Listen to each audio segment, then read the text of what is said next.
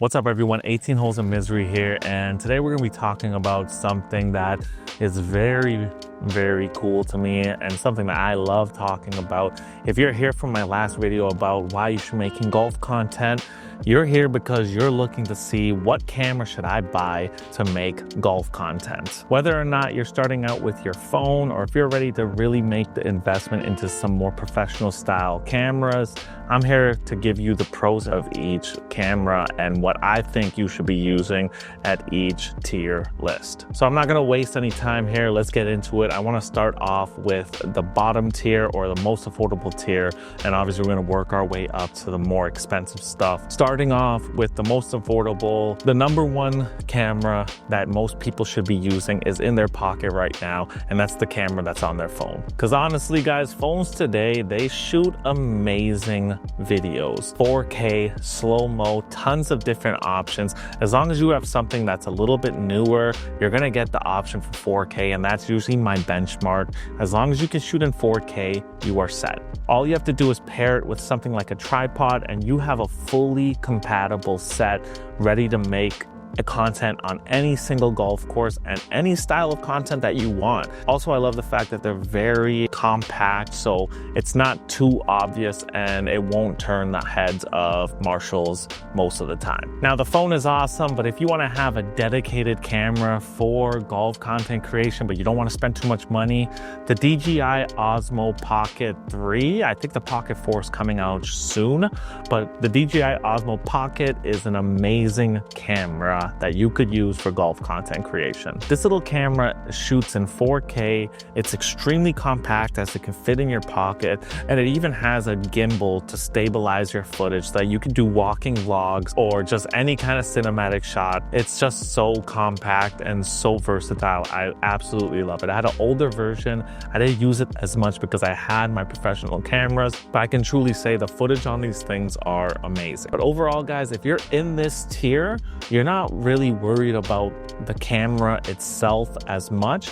You're more focused on being consistent and making sure you're making the content on a weekly, monthly basis in order to eventually move up to that more professional style camera. So category 2 is going to be the entry-level camera setups. This is for the person that's been making content for a while and is ready to get a dedicated camera for golf content creation.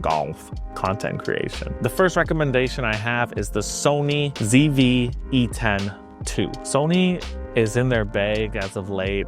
I am a Canon shooter myself, but I'm ready to make the switch to Sony if they'll have me. But yeah, they make this camera for creators in mind, and it really shows. It's lightweight, easy to use, and has great autofocus, and the colors are also very great. Most content creators starting out usually do use this camera, so I can confidently say that if you do buy this camera, you're gonna be pretty good. And I just wanna mention that all the cameras from here down, they all require an additional lens. So what you're paying for is the body right now, and then you need to go and get a lens after, which you can watch this video right here where I'll talk about what lens you should get if you're buying a lens for golf content creation. So check that video out. But regardless, the next camera that I would recommend in the starter area is the Canon EOS R10. This one gives you Canon's classic color science, which makes skin tones look very natural and is just a great beginner camera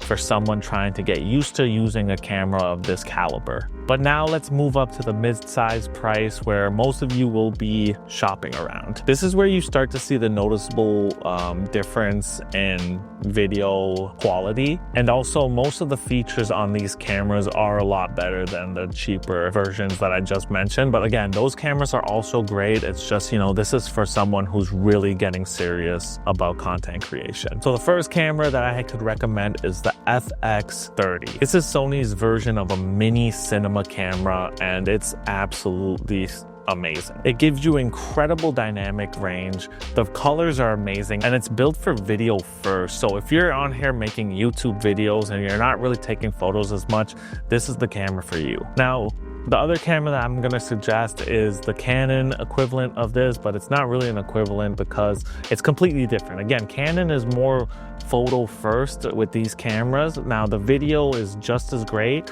but Sony is really leaning into that pocket cinema camera style of camera, and Canon is still on that dual side, you know, photos and video equal pretty much. But the Canon version is the R7. This is also another strong option. It's great for hybrid shooting, as I mentioned. If you're going to be taking photos or video, this is definitely a camera that you want to keep in mind. It's fast, it's reliable, and again, it gives you those classic Canon colors, which are to die for. And finally, the last camera in this list is the Lumix S5 II. Most people who shoot Panasonic never leave Panasonic because their cameras are just amazing. It really does have one of the best in-body stabilization features of any of the cameras, so if you are doing more handheld stuff, this will cater to you. Most of the time though, I'm shooting on a tripod, so this is why I don't use it personally. Without further ado, let's go up to the next category, which is the top tier. So obviously these cameras are going to be the most expensive. They're about $2,500 and up,